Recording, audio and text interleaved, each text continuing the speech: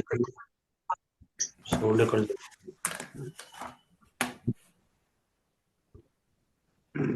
నిన్నటి పాఠం మనకు అర్థమైతే ఇవాటి పాఠం మన ఈజీగా ఉంటుంది. నిన్నటి ఏచోయ వాయావహ ఏచోయ వాయావహ అంటే ఏచక్రమాత్ ఐ ఔ ఆయ్ ఆవ్ అనుకున్నాం కదా. అంటే ఏఓ అయ్యవులకు క్రమంగా ఏకి అయ్యి ఓకు అవు ఐకి ఆయ్ ఔకు ఆవ్ అనేటువంటి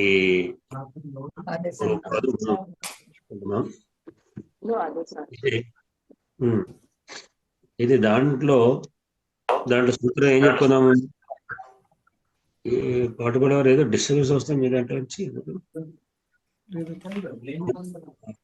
ఏదో డిస్టర్బెన్స్. నేను ఏం చెప్తాను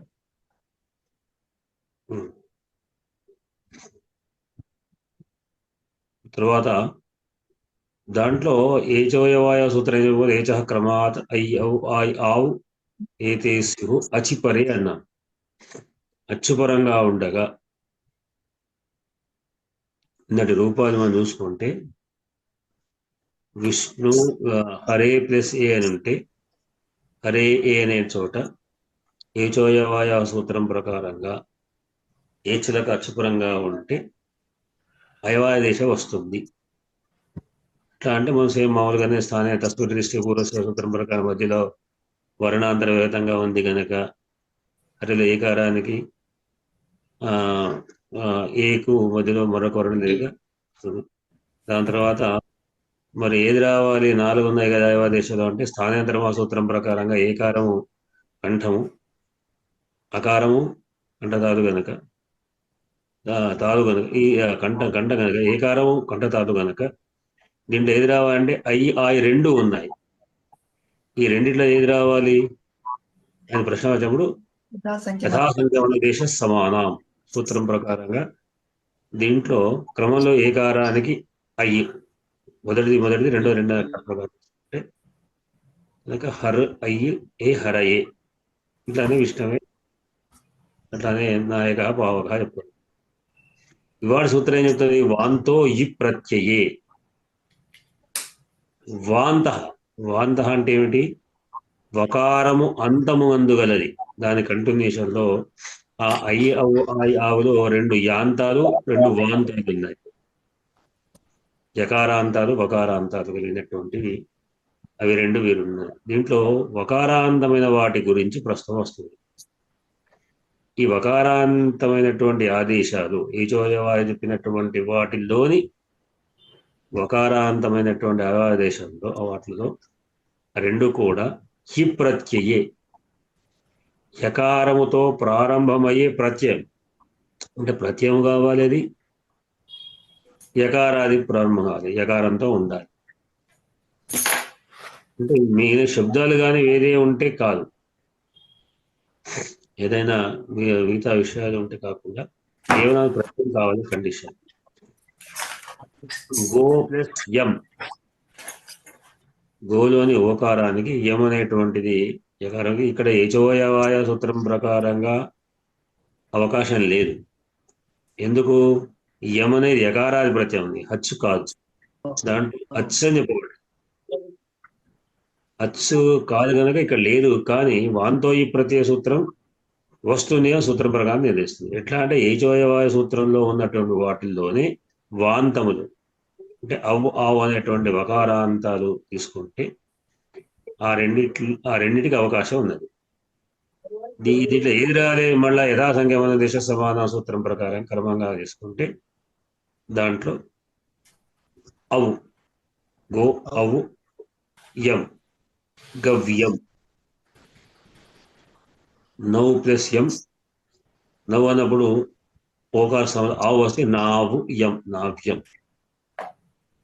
అనేటువంటిది అవుతాయి. ఇది ఈ సూత్రం ఒక సూత్రంతోనే వచ్చేస్తాయి. ఇది వాడి సూత్రం యొక్క విషయాలు. మీకు అర్థమైంది అనుకుంటాను. వీటిని చెప్పాలి మేడం. అంటే ఈ రెండింటిని కూడా మనం వెనక విష్ణు వినాయక కూడా మనం ఒకసారి చరవణం చేసుకోవాలి. చరవణం చేసుకొని ముందుకోవాలి. నిన్నటి ఏచోయ సూత్రం యొక్క అవి కూడా చెప్పాలి ఒకసారి. ఎవరు చెప్తారు? నేను పదా నిర్దేశములు మీ అంతా వేరుగానే నేను చెప్తానంటే బాగుంటుంది, బాగుంటుంది. ఎందుకంటే మీరు తయారుందని నేను లేదండి అదే చెప్పకూడదు.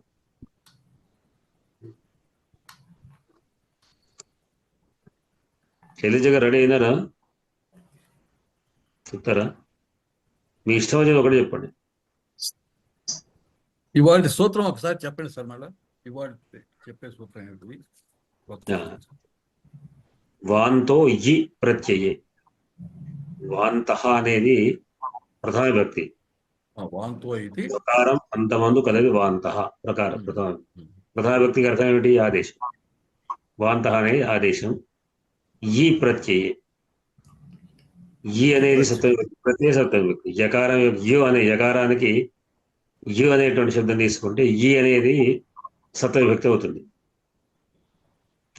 మనం దాదాపు అన్ని శబ్దాలు వీటిలో మరుతో మరుత, మరుతి మరుతో, మరుత్సు. మరుతులో మరో తూ శబ్దం అనుకోండి, అది తీ అయింది. అట్లా ఈ అవుతుంది. ప్రత్యయ శబ్దం అకారాంతంగా రామేలాగా ప్రత్యయే అంటే యకారానికి విశేషణం ప్రత్యయం. యకారముకు వస్తుంది, యకారం పరంగా ఉండగా వస్తుంది. ఆ యకారం ఎట్లా ఉండాలి? ప్రత్యయం కావాలి. దేనికి అంటే ఏచోగా అనుబంధంగా క్రమంగా వేదిక సూత్రంకు అనువర్తిస్తుంది కనుక ఇక్కడ ఏచులకు అని మనం అనుకోవాలి. అంటే వాంత ఏచ వాంత ఈ ప్రత్యయ అనుకోవచ్చు మనం. ఇకో అడిచేలాగా తీసుకుంటే ఏచ అంటే ఇక ఎండ్ అచి, అట్లానే వాంత ఈ వాంత సారీ ఏచ వాంత ఈ అర్థం. ఏచునకు వాంతమైనటువంటి ప్రత్యయం ఈ ప్రత్యయం ప్రకారం పరంగా ఉంటే వస్తుంది అని దీని యొక్క భావం. ఏచ అనేటువంటి మనం అనువర్తించుకుంటాం ఒక సూత్రం ద్వారా. ఏకారాలు ప్రత్యయం పరంగా ఉంటే వస్తుంది అని ఈ సూత్రం. అనగా గో అనే దానికి ఎం అనే ప్రత్యయం. కృత్ప్రత్యయాలు చతుర్గ్యం దాంట్లో వస్తుంది. నో ఎం నం ఎం అనేటువంటి అది దాని పరంగా వ్యం అనేది ఓకారానికి ఎం. చెప్పండి శైలజ గారు, చెప్తున్నారా?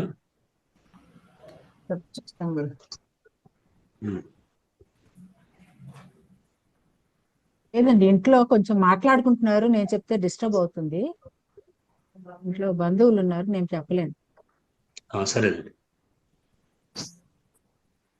నిన్న చెప్పినటువంటి ఐవాయ దేశంలోని రెండో ఎగ్జాంపుల్ విష్ణువే తీసుకుంటే గురుగారు, అందులో ఏచో యవాయవ అన్న సూత్రం ప్రకారం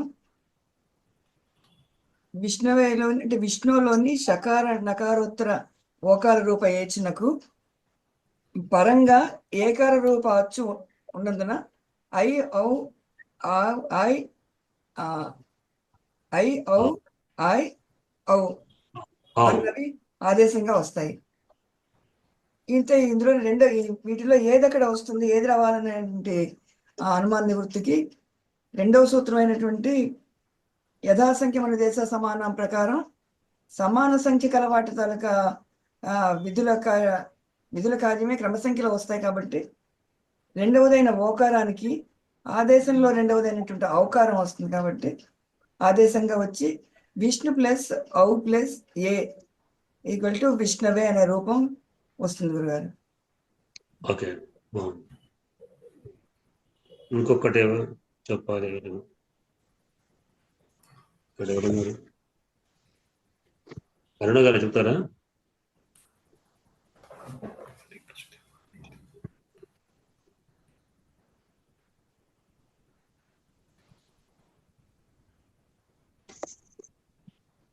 నేను చెప్పనా గురుగారు? చెప్తున్నారా వారు? అరుణ గారు చెప్తున్నారు. సరే సరే, చెప్పండి. చెప్పండి అమ్మా, చెప్పండి.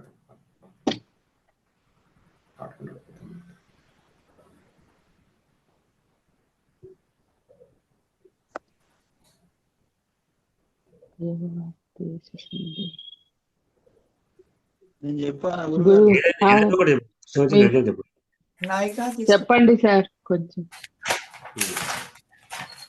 సరే పడుకోవడం వాళ్ళు చెప్తున్నారా? చెప్తాను. ఏచో యావయాహ అనే సూత్రం ప్రకారం మీరు బాగా కన్ఫ్యూజ్ కాకండి. అలా చెప్పండి. అయ్య అయ్య అవ అయ్య అవ అయవాయవ దేవుడి అయ్యా అవాయవ అయవాయవ అయవాయవ ఏచో యావయాహ వాయవాహ ఏతో యవాయవ అయవాయవ వాయవ అయవాయవ చేస్తూ ఈజీగా బతకొస్తుంది. అయ వాయవ అయవాయవ దాన్ని కొద్దిగా ప్రాక్టీస్ చేసుకుంటే ఈజీ. వనే ప్లస్ ఇతి వనే ప్లస్ ఇతి అనే రూపసాధన చేయాలంటే ఇక్కడ ఏచోయవాయవ అనే అనే సూత్రం ప్రకారం ఆలోచించి ఇకార రూప నకారోత్తరవర్తి ఇకార రూప ఏకార రూప ఏచునకు ఇకార రూప అచ్చు పరంగా ఉన్నది కాబట్టి ఐ ఆయ్ ఆవ్ ఆయ్ ఆవ్ ఐ ఔ ఆయ్ ఆవ్ వీటిలో ఒకటి ఆదేశంగా వస్తుంది. ఏమిటి ఆదేశంగా రావాలి అంటే యథాసంఖ్యామనుదేశ సమానాత్ అనే సూత్రం ప్రకారం ఏ ఓ ఐ ఔ ఈ నాలుగిట్లో అదే సంఖ్యలో సమానంగా ఉండేటువంటి ఐ ఔ ఆయ్ ఆవ్ లో ఒకటి ఆదేశంగా వస్తుంది. ఇప్పుడు ఏ వనే వన్ ప్లస్ ఏ ప్లస్ ఇతి అనే రూపంలో ఏకారం ఉంది కాబట్టి దానికి సంఖ్యాపర సామర్థ్యం ప్రకారం స్థానం ప్రకారం ఐ ఆదేశంగా వస్తుంది. అప్పుడు 1 ప్లస్ ఐ ప్లస్ ఇతి వన ఇతి ఇది రూపసాధన అండి. 1 ప్లస్ ఐ ప్లస్ ఇతి వన ఇతి ఇది రూపసాధన.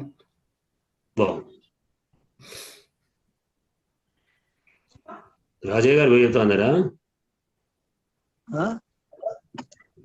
మీరు నాయక నై ప్లస్ అకహ ఇక్కడ ఏచోయవాయావ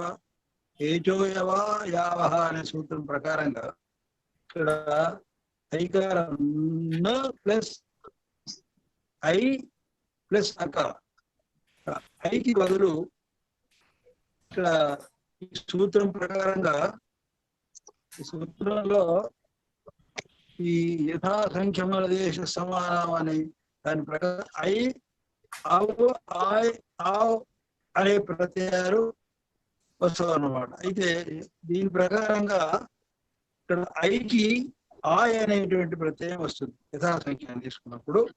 అందుకోసం ఇక్కడ న ప్లస్ ఆయ్ ప్లస్ అకహ అప్పుడు నాయకహ అవుతుంది.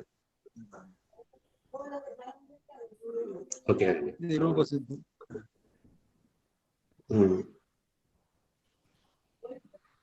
తర్వాత పడకం వారు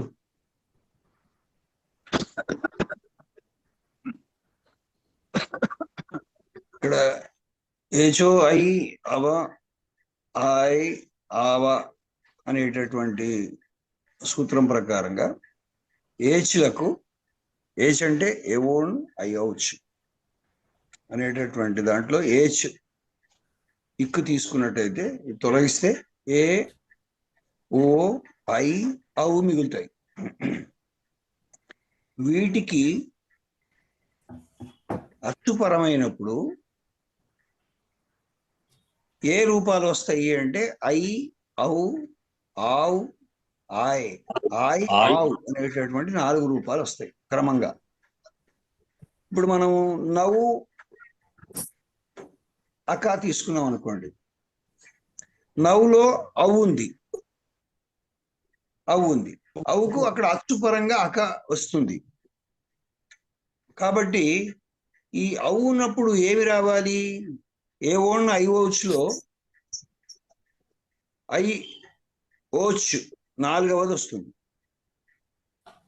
కాబట్టి 4వది అవు ఇక్కడ తీసుకున్నట్టయితే ఐ, అవు, ఆయ్, ఆవు అనే దాంట్లో సంఖ్యాపరంగా తీసుకున్నట్టయితే 4వది ఆవు అవుతుంది. కాబట్టి ఇప్పుడు ఇక్కడ నవ్వు అనే దాన్ని మనం పావు తీసుకున్నాం అనుకోండి, పావక అనే దాన్ని తీసుకుంటే పావు, అప్పుడు ఆవు ప్లేస్ లో అవును తొలగించేసి ఆదేశంగా పా ప్లస్ ఆవు ప్లస్ అక ఈ రూపం వస్తుంది. ఇప్పుడు దీన్ని కలుపుకుంటే పావక అనేటటువంటి శబ్దం సాధింపబడుతుంది. ఇది తర్వాత ఇవాళ గురువు గారు కొత్తగా చెప్పింది ఏంటంటే ఈ అచ్చులు కాకుండా యా వచ్చినట్టయితే ఎట్లా అనేది తర్వాత చెప్పబడింది. చెప్పండి. అది కాస్త మళ్ళా రావాలి కొద్ది ప్రాక్టీస్. ఏం లేదండి, అది ఎకార ప్రత్యయం కూడా కలిపితే వినండి, ఏం లేదు. అది ఒకసారి చూసుకుంటే మళ్ళీ చెప్పు. ఇదైతే ఏచో ఐ అవ అవు ఆయ్ ఆవక అనేదాన్ని మాత్రం చెప్పొచ్చు. దీనికి 4 రూపాలు మనం ఏచ్ లో 4 తీసుకుంటే ఏ ఓన్ ఐ అవచ్చు అనేటటువంటి ఏ ఓ ఐ అవు ఆ 4ంటికి ఐ అవు ఆయ్ ఆవు అనేటటువంటి వాటిని తీసుకురావాల్సి ఉంటుంది. ఇంతవరకు అయితే తర్వాత అది చూద్దాం. యా ఆదేశం అయ్యేటప్పుడు యా పరంగా ఉన్నప్పుడు ఏం చెప్పాలనేది తర్వాత చూసుకుందాం. రెండే వాంతో అంటే దీంట్లో ఏచోయవాయవలో అచ్చుపరంగా ఉంటే 4ంటికి అవకాశం ఉన్నది. ఇక్కడ ఆ 4లో ఏముందంటే యకారాంతాలు 2, వకారాంతాలు 2. ప్రస్తుతం యకారాంతాలు పక్కకు పెట్టారు. వకారాంతాల గురించి ఇక్కడ చెప్తారు. వకారాంత ప్రత్యయాలు మాత్రం దాంట్లో ఏచోయవ సూత్రంలోని వకారాంతమైన ఆదేశాలు ఏవైతే ఉన్నాయో అవి ఈ ప్రత్యయం యకారాది ప్రత్యయం పరంగా ఉంటే యూతో కనుక గో ప్లస్ ఎం ఏమైనా ఓ స్థలంలో అవ్వచ్చు గావ్ గవ్యం గవ్యం పంచగవ్యాలు అంటాం కదా మనం, అది గవ్యం అనేటువంటి పదం వస్తుంది.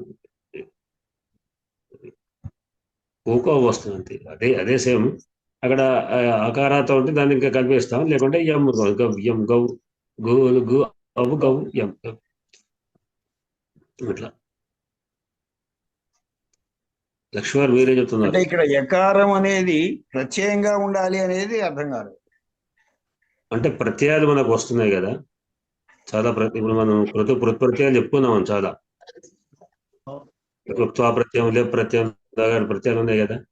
ప్రత్యయాలు తర్వాత వచ్చేటువంటి అఫిక్స్ అవి వాటిలో యకారంతో ప్రారంభమైన ప్రత్యయాలు మాత్రం వచ్చినప్పుడు ఇట్లా ఉంటుంది అని చెప్పి. యకారంతో ప్రత్యయ పదాలు ఏమైనా వస్తాయి శబ్దంగా, అంటే ఇంకొక పదం సమాసం కాదు. గో యాత్ర ఉందనుకోండి, ఇప్పుడు యాత్రా పదానికి యకారం ఉంది కదా అని మొదలు చేయడానికి వీల్లేదు. పదం కాకూడదు, ప్రత్యయం కాకూడదు.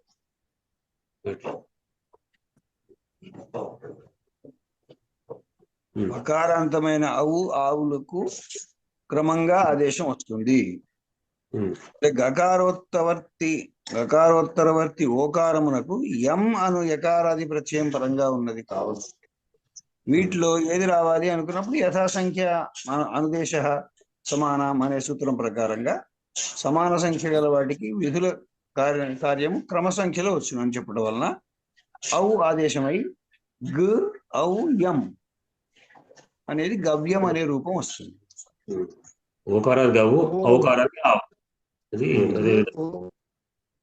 అదే ఔకారం తీసుకున్నట్టయితే ఆవు అని వస్తుంది. నావ్యం అయితే కింద అది as it is copy paste లో గావ్యమే వచ్చింది. అది అంటే ఎప్పుడో నేను వీడు పిల్లలకు పాఠం చెప్పే టైంలో వాళ్ళకి నోట్స్ కొరకు అంతా తయారు చేసి పెట్టిన ఇప్పుడు వాళ్ళ కాదు నేను అనుకుంటాను ఇది వాళ్ళ వేసాను. పాట కూడా సంస్కృత సుధా సింధులో పాటలు పెట్టాను. దాన్ని తీసుకొని అక్కడ పేస్ట్ చేశాను ఇప్పుడు వాళ్ళకి. ఇప్పుడు ఇది కూడా దాదాపు 10 ఏళ్ల క్రితం. ఇప్పుడు మేము రాజా గారు మేము కాసి అక్కడ వెళ్ళాము 2018లో. ఆ ట్రైన్లో ఉండగా ట్రైన్లో 2 రోజుల ప్రయాణంలో ఉండగా ఆంధ్రకృష్ణ గారు అన్నారు, సంస్కృత శతాసింధులో ఏదో చర్చ వచ్చింది, అయితే దాన్ని కృతప్రత్యయాల గురించి చెప్పడానికి వస్తే నాకు ఆయన మెసేజ్ పెట్టారు, మీరు పెట్టండి ఎట్లాగో ట్రైన్లో ఉన్నారు కదా పెట్టండి అంటే అది మొదలు పెడితే ఒక్కటి కాదు ఇక పోయింది వరుసగా పోయి 60-70 పాటలు. అంటే దాదాపు ఒక 2-3 నెలల దాకా పాటలు రోజు పెట్టాల్సి 2 రోజులు 3 రోజుల కోసం పెట్టుకుంటూ వచ్చాను. ఆ టైంలో సార్ అది కాదు దానికి అది పాఠం సంస్కృత సిద్ధాంతం పాఠం పెట్టమన్నారు వాళ్ళు. పాటలు కాదు సిద్ధాంతం పాటలు పెట్టారు వరుసగా. ఇప్పుడు మనం రోజు పెట్టేదంతా కూడా అప్పుడు పెట్టినటువంటి సంస్కృత సిద్ధాంతంలో పెట్టినటువంటి. ఆ టైంలో మొత్తం అవసరం దాన్ని కాపేసి దాని యొక్క అవసరమైనటువంటి ఒక మార్పులు చేసి మిగతా చేసేవాడిని. అయితే ఆ అప్పుడు ఈ నవ్యం కింద నవ్యం మీరు మర్చిపోయినట్టున్నా చూస్తున్నట్టు అవుతుంది. అక్కడక్కడ ఇట్లాంటి జరుగుతుంటాయి కొన్ని.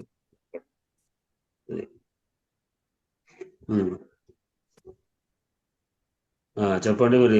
లక్ష్మి గారు చెప్తున్నారు కదా ఏదో నావ్యం అన్న దాంట్లో గురుగారు నా ప్లస్ ఉవ్వు ప్లస్ ఔ ప్లస్ ఎం అనేస్తుందా గురుగారు అట్లా?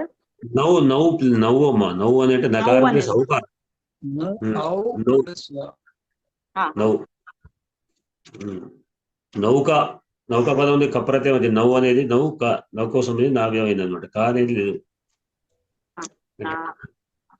నవ్వు అనేటానికి నౌక అనే పదం ఉంది. కా అనేది బాల కూడా లాగానే ఇట్లా వస్తుంది. మీరు ఏదో ఇంట్లో ఉండి మాట్లాడతారు కాటక వారు. ఔ స్థానంలోకి ఆవు వస్తుంది. అంతే నవ్వు అని అంటే నౌక శుద్ధం. నవ్వు అనేటువంటి ఔకార స్థానంలో ఆవు వచ్చి నావు ఎం ఎం కూడా యాడ్ అవుతుంది కాబట్టి ఎం నావు ఎం. అక్కడ సందేహం లేదు. నావు కత్తి ఎం నావ్యం అయింది అంతే. ఇలాంటివి మరికొన్ని పదాలు ఏమన్నా ఉదాహరణ ఉంటాయి వస్తాయి. నకారాత్మక వృత్తి వస్తుంది అది కూడా. ఇంకొక వారైతే వెతుకుతారు ఎక్కడ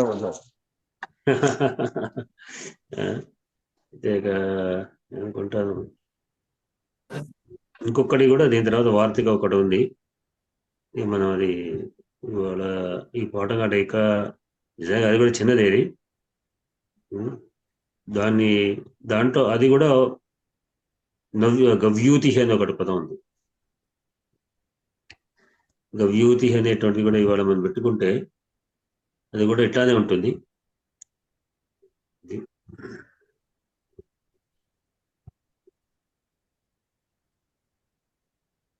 లవ్యం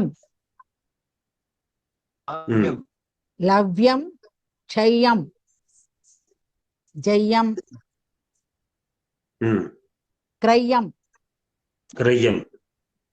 క్రే ప్లస్ ఎం అవుతుంది. తర్వాత క్షే ప్లస్ ఎం జే ప్లస్ ఎం లో ప్లస్ ఎం వేరే, కానీ ఇవి కూడా చెప్పుకోవచ్చు. అంటే అది వాటికి సంబంధించి ఏది యాంతాలవి అది లఘు సిద్ధాంతం లేవు. మీరు బహుశా ఎక్కడి నుంచి పట్టుకొచ్చారు కానీ లఘు సిద్ధాంతం లేవు. బహుశా సిద్ధాంతం ఉందేమో.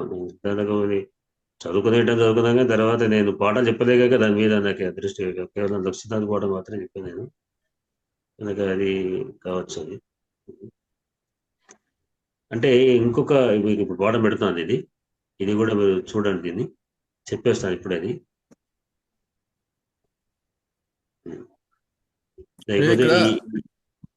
చెప్పండి. ఇప్పుడు ఈ శ్రేయం ఈ పదం ఉంది కదా, ఇది ఎట్లా వచ్చింది? అది ఎం అనేటువంటి శ్రేయస్సు ఎం కలిపాం. శ్రేయం కాదు, అది శ్రేయస్సు అండి. ఈ శ్రేయంగా తెలుగులో మీరు శ్రేయంగా వాడుతున్నారు.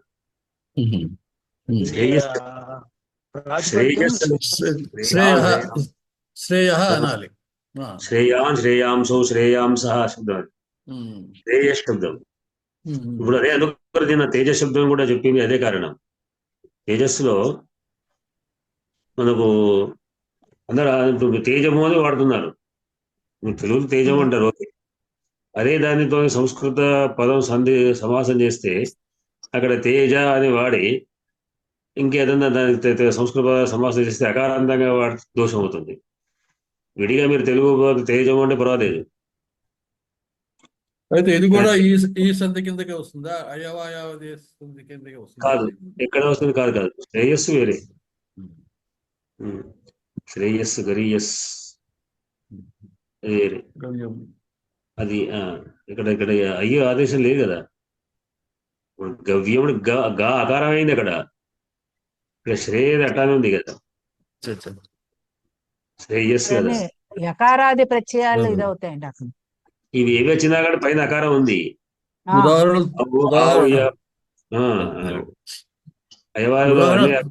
ముందు అకారం, తర్వాత యాంతాదో వాంతాదో. ముందైతే అకారంతో ఉంది కదా. ఏచులకే వర్తిస్తాయి. ఏచులకే వస్తుంది. ఏచులే తీసుకోవాలి. ఏవో ఐ వరకే తీసుకోవాలి. ఇప్పుడు నేను పాఠం పెట్టాను, కొత్త పాఠం. అంటే దీనికి సంబంధంగానే దాంట్లో ఏమిటంటే అధ్వపరిమాణేచ అనేటువంటి ఒక వార్తికం ఉంది. అధ్వపరిమాణే అంటే అధ్వం అంటే మార్గం, అధ్వపరిమాణం అంటే మార్గం యొక్క కొలత. మార్గం యొక్క కొలత విషయంలో యకారాది ప్రత్యయం కాకపోయినా అది అని అర్థం అనమాట. అంటే యకారాది ప్రత్యయంగా ఉంటే అవసరం లేదు ఈ వార్తికం. గో ప్లస్ యూతి అని ఉంది. గో యూతి అనే దానికి 2 కోస దూరం అని అర్థం, గవ్యూతి అనే దానికి. కనుక గో ప్లస్ యూతి అనేటువంటిది ఇది ప్రత్యయం కాకపోయినా దీనికి వచ్చేస్తుంది. ఇచ్చా అంటే దీనికి కూడా వస్తుంది అని. అంటే ఇది ప్రసిద్ధమైనది అనమాట. ఒక రకనే కొన్ని శబ్దాలు ఈ పాణిని వాటి ద్వారా ఒకవేళ కుదరకపోయినప్పుడు కూడా ప్రసిద్ధమై కూర్చుంటే ఈ వార్తికాలు దాన్ని ఈ విధంగా సూత్రాల ద్వారా వార్తికాల ద్వారా దాన్ని సంస్కృతీకరించారు, ఒప్పుకున్నారనమాట. కనుక గో ప్లస్ యూతి అన్నప్పుడు మీకు ఏచోయవాయ సూత్రం ప్రకారం రాదు. అట్లానే వాంతో ఈ ప్రత్యయ సూత్రం చేత కూడా రాదు. కాకపోయినప్పుడు కూడా ఇక్కడ ఈ అధ్వపరిమాణేచ సూత్రం ప్రకారంగా అంగీకరిస్తే దీనికి గో ప్లస్ అవు ప్లస్ యుతి గవ్యూతి అవుతుంది. ఇట్లా గవ్యూతి అంటే దాని యొక్క 2 కోస దూరం అని అర్థం. మామూలుగా మనం దాన్ని ఆమడ దూరం అంటాం కదండి.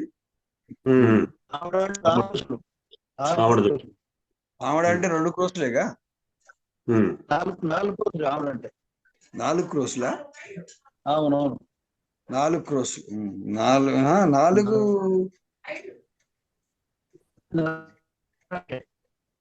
2 క్రోస్లే వస్తుంది అనుకుంటానండి.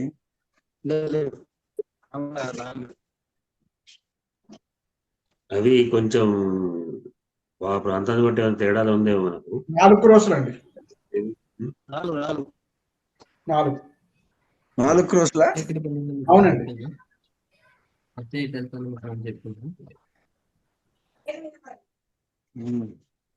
ఎందుకంటే నల్లగొండలో ఒక ఆలయంలో ఆ నంది దగ్గర ఒక క్లూ ఇచ్చారట. ఎక్కడో ఆమడ దూరంలో నిధి ఉంది అని. వీళ్ళు ఆమడ దూరం మొత్తం వెతికి చివరికి ఆ మెడలో కావచ్చు అనుకొని ఆ మెడ నరికేసారు దాన్ని, నందిని. పచ్చల సోమేశ్వర స్వామి ఆలయం మెడ నరకబడి ఉంటుంది. దాంట్లో ఏదో క్లూ దొరికిందని అక్కడి నుంచి ఆ నిధిని వెతకడానికి వెళ్ళిందని అక్కడ చెప్తారు కథ. అందుకోసం ఆమడ అనేటటువంటిది అక్కడ తెలిసినటువంటి పదం. అది ఆ నిధి దొరికిందో లేదో తెలియదు కానీ ఇదైతే మెడ అయితే పోయింది పాపం. పెద్ద నంది మెడ కొట్టేసింది. అంటే అది కావచ్చు కాకపోవచ్చు. ఎందుకంటే విగ్రహాలు ధ్వంసమైనటువంటివి విధర్మిల చేయబడ్డాయి. దాకా ఇప్పుడు మా దగ్గర చాలా విగ్రహాలు ఉన్నాయి అట్లానే మీరు అన్నట్టుగా తలలు ముఖ్యంగా కుమారస్వామి యొక్క 6 తలలు బాగా పైకి ఉంది, మొన్న ఒక దగ్గర ఉంది. వాటి తీసుకైతే ఇప్పుడు వాటి దేవాలయంలో పెట్టారు, సిమెంట్ వేసి పెట్టి పెట్టారు. అట్లా ఉన్నాయి కొన్ని.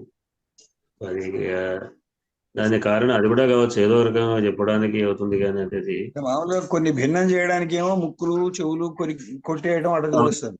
ఇదేమో అవును. అసలు మెడ నరికి పారింది. పెద్ద ఉంది. అది చాలా మాకు ధర్మపురిలో ఒక ఐతిహ్యం, అలా కథ ఏదో చెబుతుంటారు. సరే, క్రోసులు ఇప్పుడు ఎందుకంటే ఈ గవ్యూతి అనే పదం ఎక్కువ వాడుకలో నాకేం కనబడలేదు, అందుకోసం.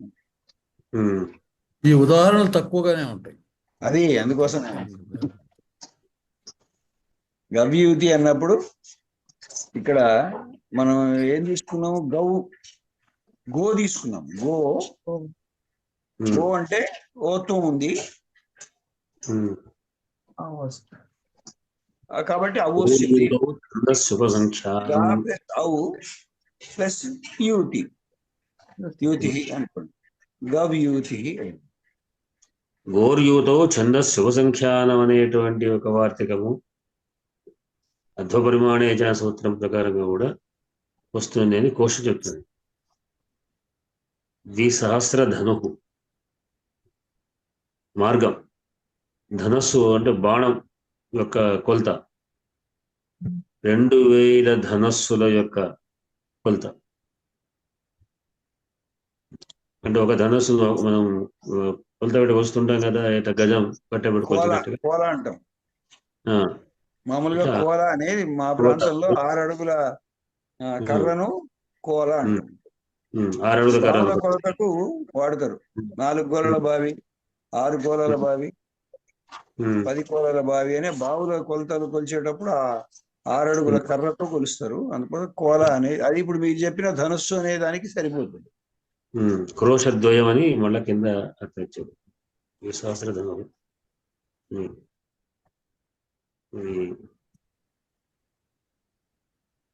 గవ్యూతం కూడా ఉంది, ఇది కూడా అంతే. గవ్యూతం, గవ్యూతి.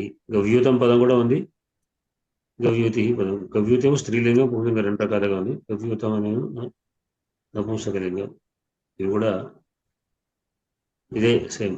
గో ప్లస్ యూతి, గవ్యూతి. గో ప్లస్ యూతం, గవ్యూతం అనేది కూడా ఉంది. గవ్య అని ఒక పదం ఉంది, గవాం సమూహ.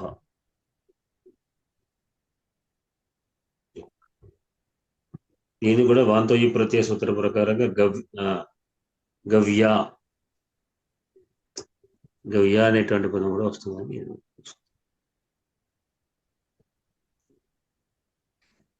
ఈ సూత్రం రాసినప్పుడు అథవా పరిమాణేచ అని రాయాలా? అదో పరిమాణేచ వార్తికం రావాలి, అదే సూత్రం. నాకు కావాల్సింది అదే. అదో పరిమాణాచ అనే దాని ప్రకారంగానే వస్తుంది మీకు. దాని ప్రకారంగా అంటే వాటిగా రావడం లేదు అని చెప్తూ దాంట్లో నిర్దేశించింది ఇది ఏచోయవ నిర్దేశించినటువంటి. మనకి ఏచోయ తీసుకోకపోతే ఈ ఆదేశాలు లేదు. ఏచోయవ చెప్పినటువంటి ఏవైతే ఆదేశ అనాదగింటిల్లో వాంతమైనటువంటి ఈ రెండింటిలో ఈ అంతపరిమాణ సూత్ర ప్రకారంగా వస్తుంది. అంటే ఇంకోటి మనం చెప్పుకున్నాం, వాంతో ఈ సూత్రం ప్రకారంగా యకారాది ప్రత్యయ చెప్పినప్పటికీ కూడా అధ్వపరిమాణ సూత్ర ప్రకారంగా అది కాకపోయినప్పుడు కూడా, ప్రత్యయం కాకపోయినప్పుడు కూడా వస్తుంది అని చెప్పవచ్చు. అంటే అది అయిన తర్వాతనే అనుబంధమే కదా, అనుబంధమే. దాని అనుబంధం కావట్లేదు కదా, దాని బంధమే, దాని ప్రకారంగా అవుతుంది. దాని తర్వాత ఇది కూడా యాతి కూడా చేరుతుంది. అంతేగాని అది కాకపోవడం అనేది ఏం లేదు కదయ్యా. ఇది అంటే గవ్యూతి అనే పదము అది బహుశా అది దీంట్లో ప్రత్యయాలు చేర్చబడదు, అందుకొరకని దాన్ని చెప్పాల్సి వస్తుంది.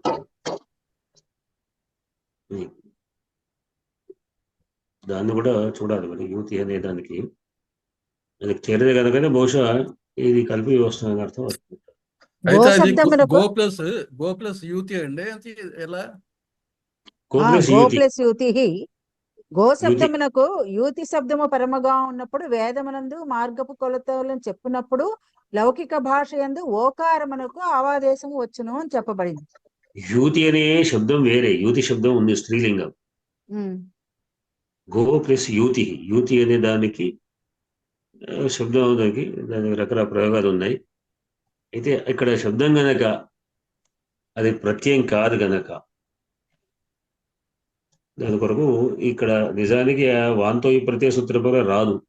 రాదు. అదే, అదే. గోర్యూతౌ అదే. ఛందస్సుపసంఖ్యానాం అర్ధ పరిమాణే చ వార్తికం ప్రకారం గో శబ్దమునకు యూతి శబ్దం అని ఇచ్చారు ఇక్కడ. అంతే అంతే. అదే మరి ఇప్పుడు గో ప్లస్ యూధం అంటే గోయూధంగానే ఉండదు, అది మారదు.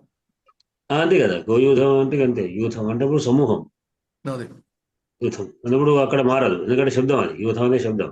ఆ యూధం వేరు, ఇది వేరు. అదే యూథం శబ్దం కనుక రాదు. ఆ, మరి ఇక్కడ యూతి అనేది యూతికి ప్రత్యేక వార్తికం చెప్పబడ్డది. ఆహా. అర్ధ ఈ పరిమాణం. వార్తికం దీన్ని యాక్సెప్ట్ చేసింది. అంటే ఇది ఈ గో ప్లస్ యూతి కలిపితే ఒక రెండు కోసం దూరం అని అర్థం వస్తుంది. రెండు శబ్దాల యొక్క కలయిక వలన రెండు కోసం దూరం అర్థం వస్తుంది. గో శబ్దం వేరే, యూతి శబ్దం వేరు. మార్గం కొరతని చెప్పబడతాం. అట్లా కనుక అందుకొరకని దీనికి వచ్చేస్తుంది ఈ శబ్దం. అందుకొరకు అయితే అంటే ఈ మనకు యచోయవాయ ప్రకారం రాదు, అట్లానే సారీ వాంతో ఈ ప్రత్యయ ప్రకారం కూడా రాదు. కాదు, కానీ అదే ప్రమాణం ఇచ్చే దాన్ని అంగీకరిస్తూ చెప్తాను. అర్ధ పరిమాణే చ ఒకటే ఇచ్చారు అదే. చూస్తాం. ఎక్సెప్షన్స్. ఏం లేదు, గవ్యం, నావ్యం, గవ్యూతి, ఈ మూడు గుర్తుపెట్టుకుంటే ఇప్పుడు గవ్యనావ్యం ప్రకారంగా మీకు ఇంకా రకరకాలైన దొరకవచ్చు.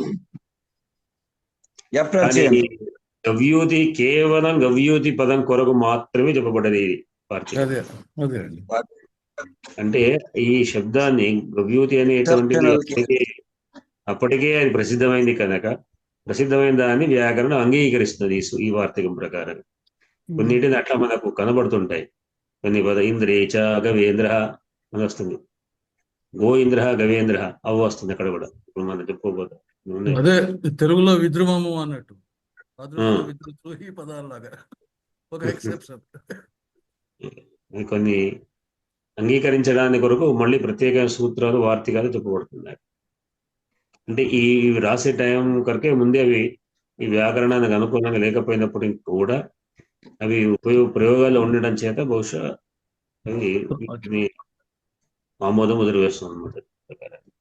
గవర్నమెంట్ వాళ్ళు ఫ్లాట్లను ఇప్పుడు చేస్తుంటారు కదా, వాళ్ళు ఆక్యుపైడ్ కాబట్టి పట్టా ఇచ్చేసినట్టు. అదే సరే, మరి మనం శ్లోకం పోదామా? పోదాం పోదాం. ఇవాళ శ్లోకం 8వ శ్లోకం.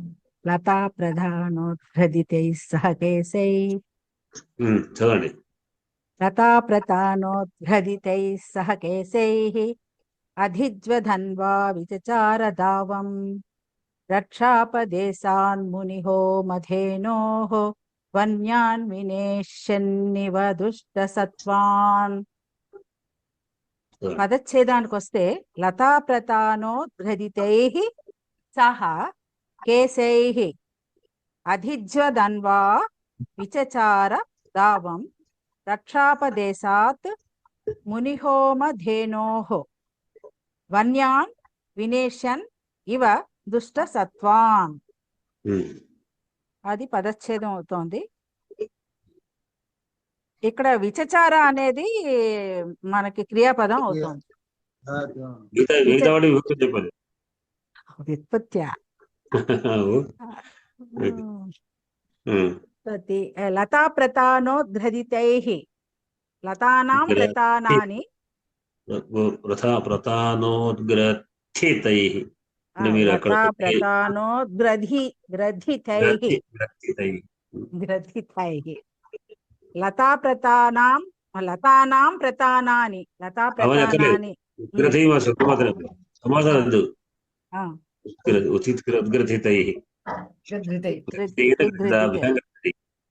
ఉద్ఘృతితై. లతా తీగల యొక్క ప్రతాన.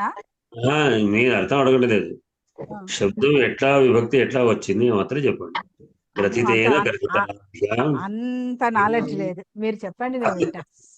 అదే గ్రసిదైన గ్రసిదాభ్యాం గ్రసిదయ్య అట్లా అంతే. పదచ్ఛేదం చేశాను ఎలాగో కష్టపడి, కానీ మీరు అవన్నీ మీరే చెప్పాలి విశేషాలు. మీరు శుద్ధంగా చదువుకున్నారు కదా. అంత లేదు. శైలజ గారు చెప్పండి. శైలజ గారు చెప్పండి. చెప్తాను. లతాప్రతానోద్గ్రదితై ఉద్గ్రదితేన ఉద్గ్రదితాభ్యాం ఉద్గ్రదితై. ఉద్గ్రదిత శబ్ద అకారాంత పుల్లింగ తృతీయ బహువచనైకాంత. సహ సహ తౌ తే బహువచన నైగా అన్నారు. వచ్చు బహువచన వారికి బహువచనాంత బహువచన సహ తౌ తే తచ్చబ్ద దకారాంత పుల్లింగ ప్రథమైకవచన. కేశైః కేశేన కేశాభ్యాం కేశైః. కేశ శబ్ద అకారాంత పుల్లింగ తృతీయ బహువచనాంతః. అధిజ్యధన్యమా అధిజ్యధన్వాః ధన్వా ధన్వానౌ ధన్వానః. అధిజ్యధన్వ శబ్ద నకారాంత పుల్లింగ ప్రథమైకవచనః. విచారచార ఇది విచార. విచార విచార ఇది ధాతు. విచారచార విచేరతు విచేరు. భూతే లిట్టు ప్రథమ పురుష ఏకవచనంతః. ఇది పాడివాళ్ళవారు దీన్ని పెట్టండి. చచార చచార చారతో చచరు. ఇది లిట్ లకారం. ఇట్లా చర ధాతువుకి వి ఉపసర్గతో విచార అయిందండి. అది భూతేలిట్లకారం. దాని రూపాలు కూడా మీరు పూర్తి రూపాలు పెట్టండి. పెడతానండి. సరే చెప్పండి. దావం దావం దావో దావాన్. దావ శబ్ద అకారాంత పుల్లింగ తృతీయకవచనంతః. రక్షాపదేశాత్ దేశాత్ దేశాభ్యాం దేశేభ్యః. రక్షాపదేశ శబ్ద అకారాంత పుల్లింగ ఇది పంచమీ ఏకవచనాంతః. పంచమీ విభక్తి ఏకవచనాంతః. మునిహోమ ధేనోః ధేనో ధేన్వోః ధేనూనాం. మునిహోమ ధేను శబ్ద ఉకారాంత స్త్రీలింగ షష్ఠైకవచనాంతః. వన్యాన్ వన్యం వన్యౌ వన్యాన్. వన్య శబ్ద అకారాంత పుల్లింగ ద్వితీయ బహువచనాంతః. విశేష్యన్ విశేష్యన్ వినేష్యన్. వినేష్యన్. అవును గురుగారు. వినేష్యన్ వినేష్యన్ వినేష్యంతౌ వినేష్యంతః. వినేష్య శబ్ద తకారాంత పుల్లింగ ప్రథమైకవచనాంతః. ఇమ అవ్యయం. దుష్టసత్వాన్ సత్వం సత్వౌ సత్వాన్. దుష్టసత్వ శబ్ద పుల్లింగ ప్రథమైకవచనాంతః. అంతే. దీంట్లో బహువచనం అండి. బహువచనాంతః. ద్వితీయ బహువచనం. ద్వితీయ బహువచనం. ఏది సత్వాన్ అన్నారు కదా. దుష్ట సత్వ శబ్ద ద్వితీయ బహువచనం. తప్పు ప్రథమ ఏకవచనాంతః అని దీంట్లో మా రామారావు అంటే తప్పు. బహువచనం. దాంట్లో అకారాంత పుల్లింగం ద్వితీయ బహువచనం. ద్వితీయ బహువచనాంతం. ద్వితీయ బహువచనాంతం. దీంట్లో క్రియాపదం విచార విచచారః. విసర్గలే విచచార అంతే. విచచార. విచచార అనేటువంటిది ఏమిటిది? ఏం లకారము? లిట్లకారం. లిట్లకారం. లిట్ లకారానికి ఇది ఏం ధాతు అంటే చర్ ధాతు. చచార దీని ఉపసరిగా చచార చరు ధాతు. చరు ధాతువునకు లిట్ లకారానికి అర్థం ఏముంటుంది? భూతకాలం. అన్నదేదో భూతం అంటే చరించెనట అని అలాగా అనుకోండి. దాదాపు చరించెను అని అట అని మనం అనుకోవచ్చు. అంతే. ఏదేది అది అంటే చరించెను, విచరించెను అంటే చరించెను, నడుచును, సంచరించెను అని అర్థం. సంచరించను. ఎవరు? సహా సహా. సహా. సహా అంటే దిలీప్ మహారాజ్. దిలీప్ మహారాజ్. దిలీపుడు. ఎక్కడ సంచరించింది? దావం దావం. దావం. దావం. ద్వితీయ విభక్తి దావం అంటే వనమును సంచరించింది. సంచరించు. వనమును అంటే వనమునందు అని మన తెలుగులో మనం చేసుకుంటాం కదా, అదొక దాన్ని సంచరించాలంటే ద్వితీయ విభక్తి దావం అని వస్తుంది.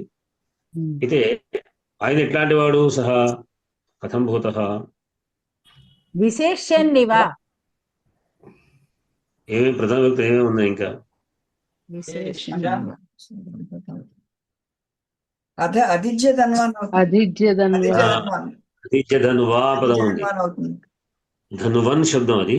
ఉమ్. ఇది ధను అధి జ్య ధను ధన్వం. కలవాడు, కలవాడు అని అర్థంలో. అధిజ్యం జ్య కలిగినటువంటి, జ్య అంటే అదే త్రాడు. నారిత్రాడు. అదే త్రాడును అధిగమించింది అధిజ్యం అంటే ధనస్సు, అధిజ్యమైనటువంటి ధనస్సు. ధనస్సు ఎక్కి పెట్టబడింది అని అర్థం. ఎక్కువ పెట్టింది. ధనస్సు ఎక్కువ పెట్టబడినటువంటి ధనస్సు కలవాడు అంటే మామూలుగా ఎప్పుడు కూడా ధనస్సును ఈ అధిత్రాడు కట్టి ఉంచరు. గన్లో కొల్లేట్లు ఎప్పుడు తోడుపెట్టగా అవసరం ఉన్నప్పుడు మాత్రమే దాంట్లో వేసుకున్నట్టుగా ఈ త్రాడుని కూడా కట్టి పెట్టి ఎప్పుడో యుద్ధం అవసరం ఉన్నప్పుడు, లేకుంటే దీని మామూలు తీసి అక్కడ పెట్టేస్తారు. ఎందుకంటే అట్లా కట్టి పెట్టడం కూడా డేంజరే. ఒక్కోసారి అది తాగడం వల్ల ఇంకేదైనా కూడా అవుతుంటాయి. కనుక అవసరం దాన్ని తీసి మామూలుగా తీసి దాన్ని చుట్టు పెడతారు. దానికి అదే ధనస్సు దారాన్ని చుట్టు పెడతారు, ఒక వైపు బట్టి చుట్టు పెడతారు. అవసరం ఉంటే మాత్రం ఎక్కువ పెట్టారంటే యుద్ధం సన్నద్ధమైనట్లేక. కనుక అధిజ్య ధనువా అంటే అధిజ్య, జ్య అంటే అధిత్రాడు, జ్యాను అధిగమించి ఎత్తినటువంటి అధిజ్య అనేటి అవిభావ సమాసం. అధిజ్యమైనటువంటి ధనస్సు కలవాడు అధిజ్య ధనువా, ధనువన్ శబ్దం. ధనస్సును ఎక్కి పెట్టేవాడు, అధిత్రాడు కట్టినటువంటి ధనస్సు కలవాడు అయినటువంటి వాడే అంటే అర్థం ఏంటి? సిద్ధంగా ఉన్నాడు అని అర్థం. అతడు దావం ఇచ్చిచారా. ఎట్లా దేంతో అంటే కొంచెం విశేషం చెప్తున్నాడు, కేశముల చేత. ఇప్పుడు ఈ అధి అనేది ప్రత్యయం అండి. అధి అనేది అవ్యయం, అదే సరే ఉపసర్గ. ఉపసర్గే కదా. ఉపసర్గ పైన ఉంటే ఇది మనకు ఉపసర్గ పైన ఉంటాయి, ఇవి అవ్యయభావం సమాసాలు వస్తుంది. అధి అనే సమాసాలు ఒకసారి మనం చెప్పుకుంటాం. తర్వాత కేశై, వృత్తంలో కూడా మేము ఒక 2 బిందువుల మధ్య దూరాన్ని జ్యా అని వాడతాం. దేనికి? ఏదైనా ఒక వృత్తంలో 2 బిందువుల కలిపేటటువంటి రేఖను జ్యా అని వాడతాం. ఈ పదం ఇక్కడి నుంచి వచ్చింది అని. కావచ్చు. ఎందుకంటే వృత్తము ధనుస్సు లాగా ఉంటుంది కదా, కాబట్టి వృత్తంలో ఏ 2 బిందువులను కలిపే రేఖాఖండాన్ని జ్యా అని పిలుస్తాం. అంటే ఇప్పుడు ఖచ్చితంగా మాకు జ్యా అంటే ఏందో అర్థమైంది. వింటితాడు జియామెట్రిక్ అంటారు కదా, జియామెట్రిక్ పదం అదే. జ్యా నుంచి వచ్చింది. జియామెట్రిక్ భూమి దాని నుంచి వచ్చింది. కాబట్టి ఇప్పుడు ఇది మాకు గుర్తుంటుంది బాగా. జ్యా ఇక్కడ ఆ కేశవులతో ఎట్లా కేశవులు అంటే వనం అని మనకి ఎట్లా తెలియాలండి? ఏమిటండి దావం అంటే వనము అనే ఎలా తెలియాలి? దావాగ్ని పదం ఎక్కడికి వచ్చింది?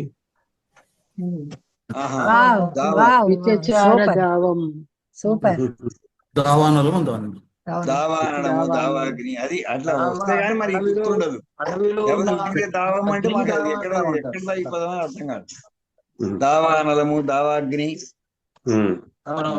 అక్కడ పుట్టిందే కదా దావాగ్ని అనేది, అడవిలో పుట్టింది. దావం అంటే అడవి, దావం అంటే అడవి. అదే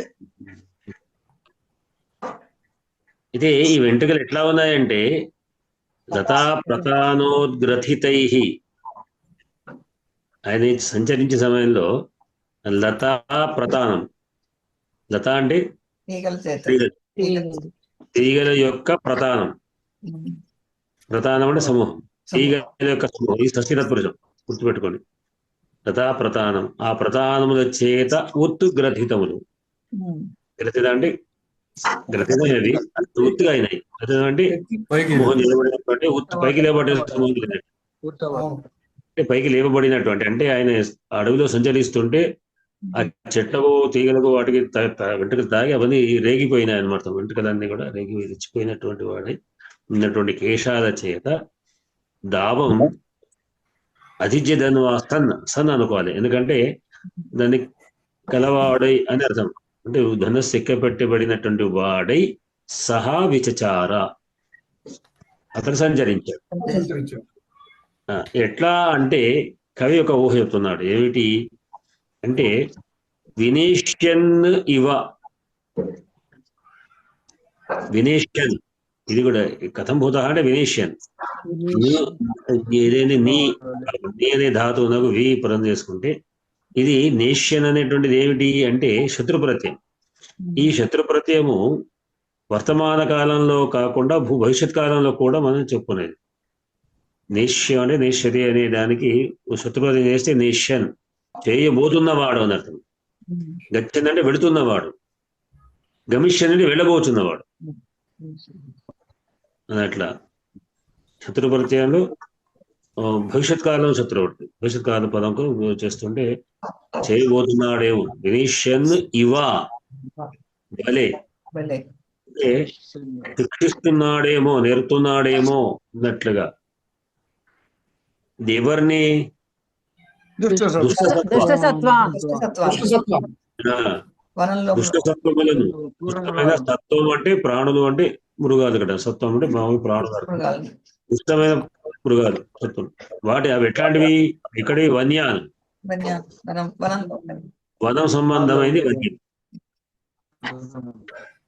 వన్యాను సత్వాను, వన్యములైనటువంటి దుష్ట సత్వములను వినేష్యన్ ఇవా, శిక్షిస్తున్నాడేమో, నేర్పుతున్నాడేమో, శిక్షణ కలిగిస్తున్నాడేమో అంతగా. ఎందుకొరకు? ఏ కారణం వలన? రక్షాపదేశాత్. రక్ష అపదేశ, అపదేశం అంటే నెపం. ఉపదేశం అంటే అపదేశం అంటే ఒక నెపం. అనే రక్షించడం అనే ఒక నెపం వలన ఎవరి యొక్క రక్షణ? ముని హోమధేను యొక్క రక్షిస్తున్నాను అనే పేరుతోని దుష్ట సత్వమును శిక్షిస్తున్నాడా అంటే అక్కడికి నిజానికి రాజుల యొక్క బాధ్యత ఏమిటంటే అక్కడ మొత్తం తన దేశంలో ఉన్న వాళ్ళందరినీ రక్షించాలి. దాంట్లో మహర్షులు కూడా ఉంటారు. వీళ్ళ దగ్గర నుంచి తను పన్ను తీసుకుంటాడు, షష్ఠాంశ భాగం అని.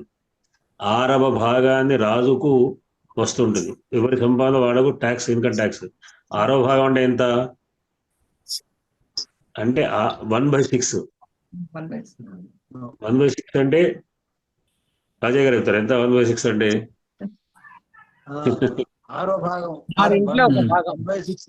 100 కటకం వారు 16 పైసలండి. అదే 16 పైసలు. 16 × 6, 16 × 6, 6 × 16 అయినా కూడా అంతే. 6 అంటే ఒక అణా అనుకోండి, 16 అణాలు అంటాం మనం. 16 అణాలు ఆడపరచు అంటాం. 16 అణాతో 100 అయిపోయిందంటే లెక్క. నిజానికి 96, 16 96 అయినప్పటికీ కూడా 96 100 కింద లెక్క. అంటే 6 పైసలు. అయితే 6 పైసలు, ఇది 16. ఇక్కడ 16 × 6 అంటే 6 భాగాలు చేసే ఒక భాగం 16% ట్యాక్స్ అప్పుడు ఉండేది. దానిలో భాగంలో ప్రజల్ని తీసుకుంటాం. మరి ముందు ఏమి ఇస్తారు? వాళ్ళ దగ్గర ఏముంది ఇవ్వడానికి? వాళ్ళ తపస్సులో భాగం వస్తుంది.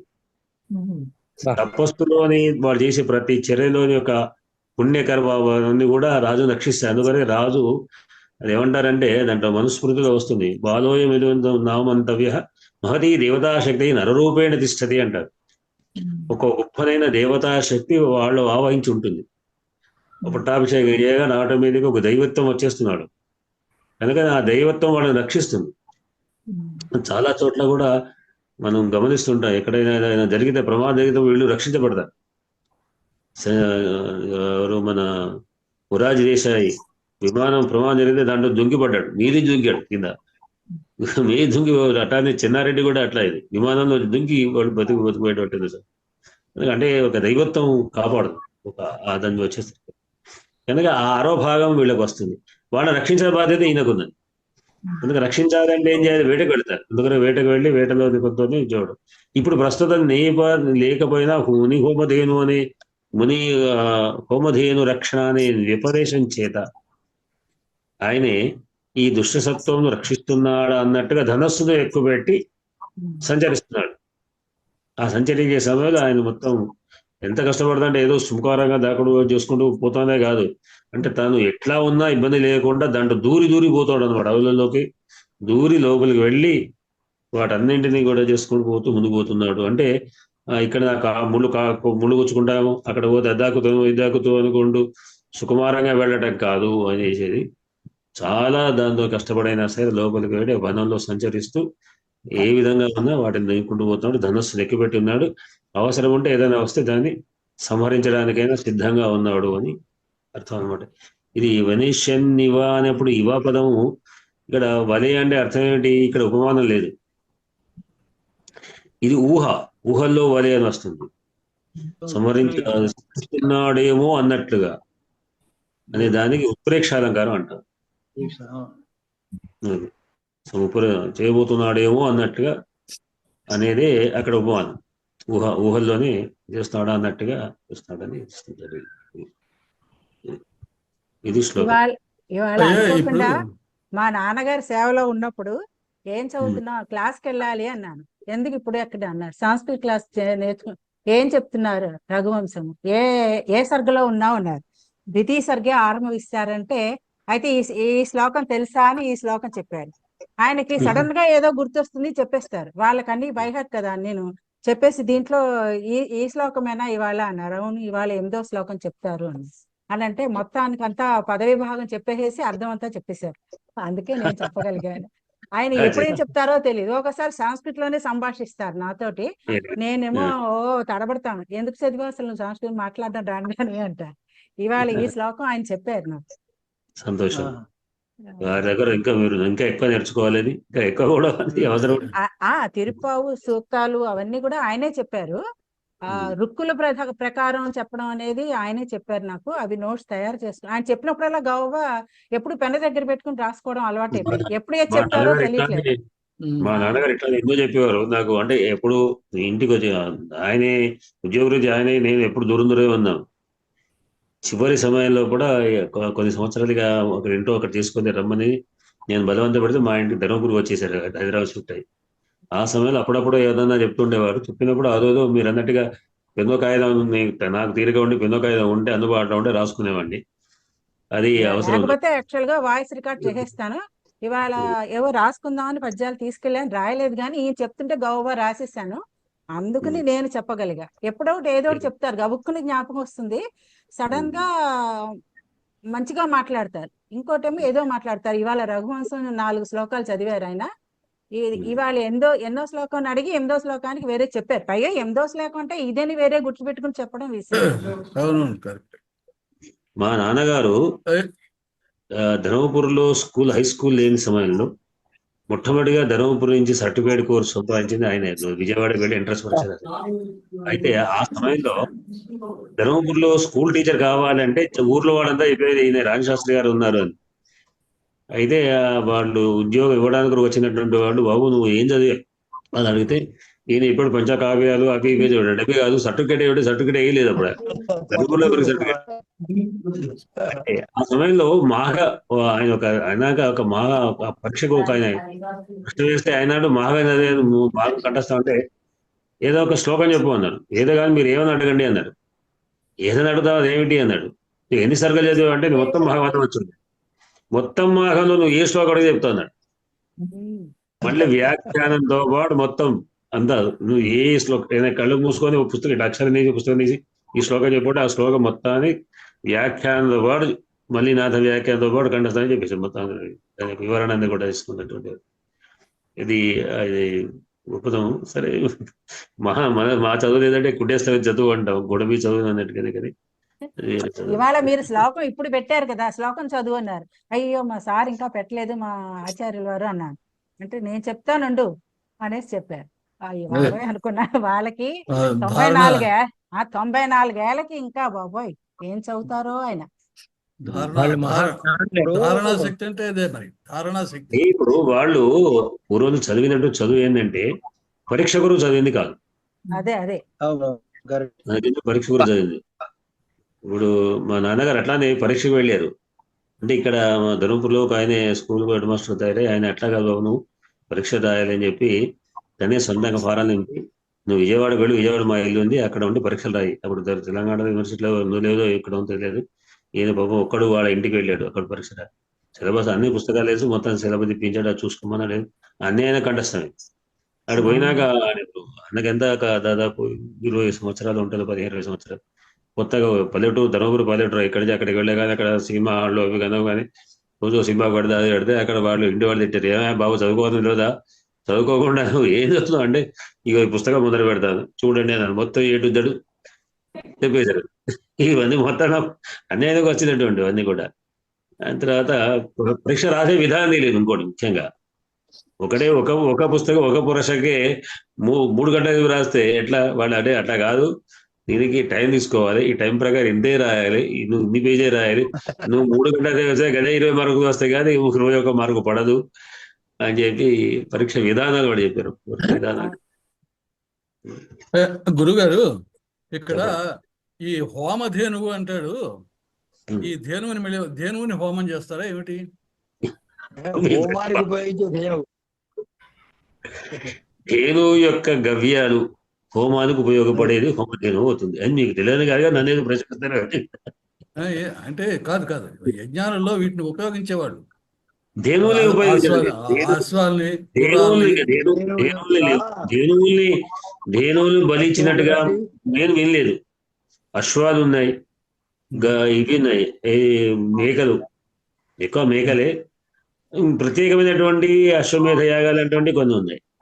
అయితే యజ్ఞాలలో బలి పశువు చేయవచ్చా లేదా పెద్ద చర్చ అయినటువంటి శాంతిపురం చాలా వస్తుంది.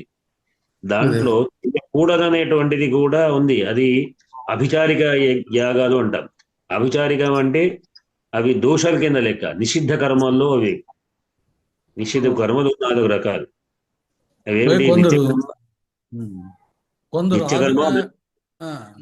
హోమానికి ధేనువు ఎందుకు గురువు గారు? ఏమండి? ఈ హోమానికి ధేనువుతో పని ఏమున్నది?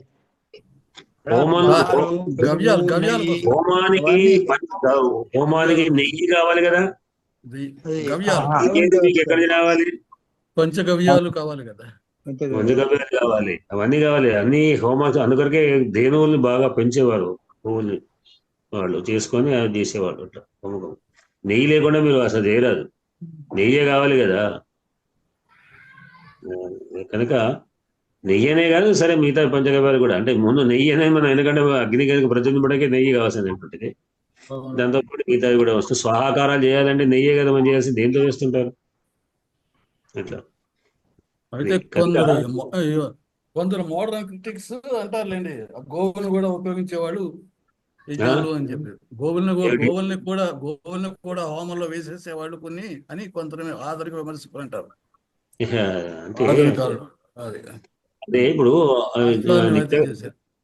ఇంతకు చెప్పినట్టుగా నేను నిత్యకర్మ, నైమిత్య కర్మ, కామ్యకర్మ, నిషిద్ధ కర్మ 4 రకాలు. నిత్య నైమిత్తిక కామ్యులు చేయవచ్చు, నిత్యం తప్పనిసరి చేయాలి. నైమిత్యం కామ్యం అవసరం ఉంటే చేసుకోవచ్చు, లేకుంటే దోషం లేదు. కానీ అభిచారికమైనటువంటి కర్మలు, నిషిద్ధ కర్మలు చేస్తే మాత్రం దోషాలు అంటుకుంటాయి. అది దోషాలైనా కాదని చర్చలు ఉన్నాయి. భారతంలో కూడా బాగా చర్చలు ఉన్నాయి దాని మీద.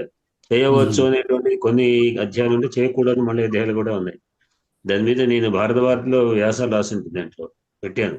యజ్ఞయాగాలకు, యజ్ఞ పశువులకు విధానం ఏంటి, చేయవచ్చా లేదా అనేటువంటి అవి కూడా దీంట్లో. అంటే దీంట్లో పెడితే మనకు ఎక్కువ ఎటో పోతుంది అని రకరకాల అది. కనుక నిజానికి అది ధర్మశాస్త్ర విరుద్ధమైంది. మేకలు బలి ఇవ్వడం కూడా, మేకలును మనకు ఇవి కనబడుతుంటాయి. మేధాని బలి ఇవ్వడం అనేటువంటి విధానాలు ఎక్కువ ఇవ్వడం. అశ్వమేధంలో అయితే గుర్రాన్ని కూడా రాజులు చేసేటువంటి అశ్వమేధం కనుక దాంట్లోనే శయనయాగాలు ఇవన్నీ కూడా అంటే ఒక కోరికతో చేసేవి. నేను మొత్తం జయించాలి అనే తపంతో చేసేటువంటి విధానాలు అవన్నీ అభిచారికాలు. ఏ హింస లేకుండా చేసేటువంటిది యజ్ఞం. యజ్ఞం విషయానికి వచ్చేసరికి, సత్రం విషయానికి ఇవన్నీ కూడా అన్నదాన సత్రాలు ఇవన్నీ కూడా యజ్ఞాల కింద లెక్క. ఇవన్నీ తీసుకోవచ్చు, అన్నదానాలకి జ్ఞాన యజ్ఞాలు.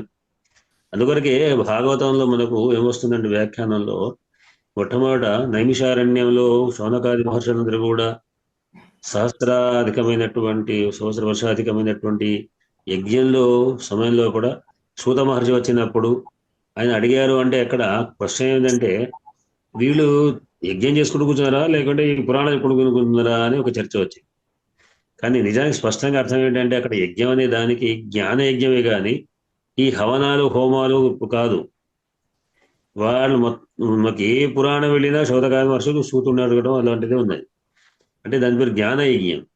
ఇంకొకటి సహస్ర సత్రం అనే దానికి అంటే యజ్ఞం అంటే ఒక యజమాని ఉంటాడు, యజమానాలు ఉంటుంది, ఋత్వికులు ఉంటారు. ఇక్కడ ఎవరు అంటే ఎవరు లేరు, అందరూ శౌనకాది మహర్షులందరూ కూడా యజమానులు. అంటే సత్రానికి అందరూ యజ్ఞం అర్థం, జ్ఞాన యజ్ఞానికి. ఇంకోటి యజ్ఞం చేయాలంటే ఒక ఆశ ఉంటుంది, ఒక కోరిక ఉంటుంది, స్వర్గాది ఫలాలు కావాలని కోరిక ఉంటుంది.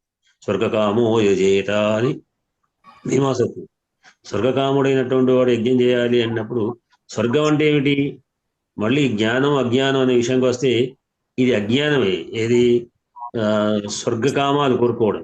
స్వర్గకామం కోరుకు మళ్ళీ పునర్జన్మ వస్తుంది, తప్పనిసరి పునర్జన్మ. నరకమైన పాపమైన పుణ్యమైనా కూడా ఏ కర్మ చేసినా దాని యొక్క ఫలితం అనుభవించడానికి మళ్ళీ శిక్షించి అనుభవించి మళ్ళీ జన్మ ఎత్తాల్సిందే. వాళ్ళు మోక్షానికి అర్హులు కారు. పుణ్యకర్మ అందుకొరకే నిష్కామ కర్మ అంటారు. నిష్కామ కర్మ చేస్తే ఏంటంటే ఏ విధమైనటువంటి కోరిక లేక ఏ విధంగా నరకానికి స్వర్గానికి దేనికి పోకుండా మోక్షానికి పోతాడు. పుణ్యం చేసామనుకోండి ఖచ్చితంగా వాడు దానికి స్వర్గం పోవాల్సింది. పోవాలంటే దానికి పోడు, మోక్షానికి పోడు. కనుక ఇక్కడ స్వర్గకామో చేత ఒకవేళ వీళ్ళకు మహర్షులకే ఒకవేళ యజ్ఞం చేసి స్వర్గకామం పొందాలంటే వాళ్ళు మోక్షించు కాదు కదా. కనుక వాళ్ళకి అది కాదు. మోక్షం పొందాలి అంటే ఏమిటి? ఈ యజ్ఞయాగాలు హవనాలుగా చేసేది.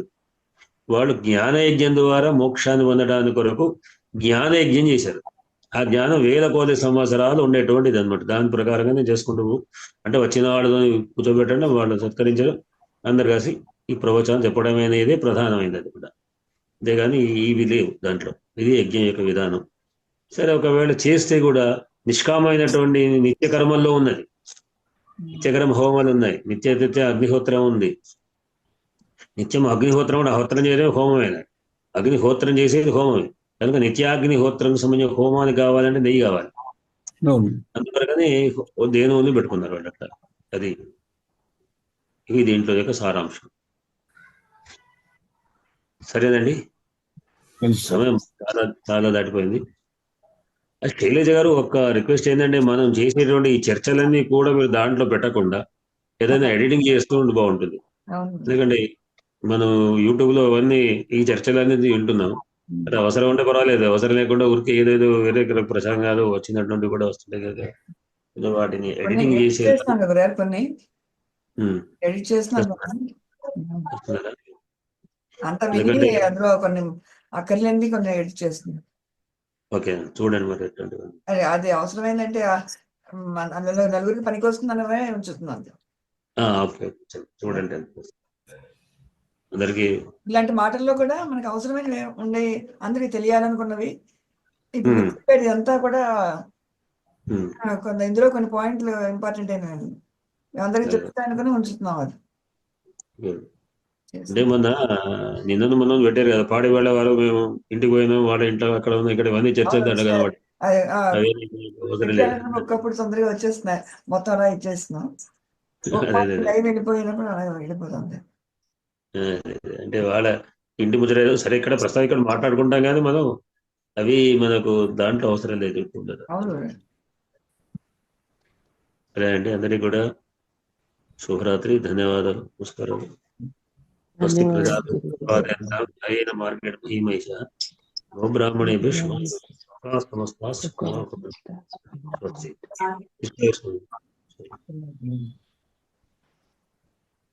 ధన్యవాదాలు. ఏం చేస్తాను.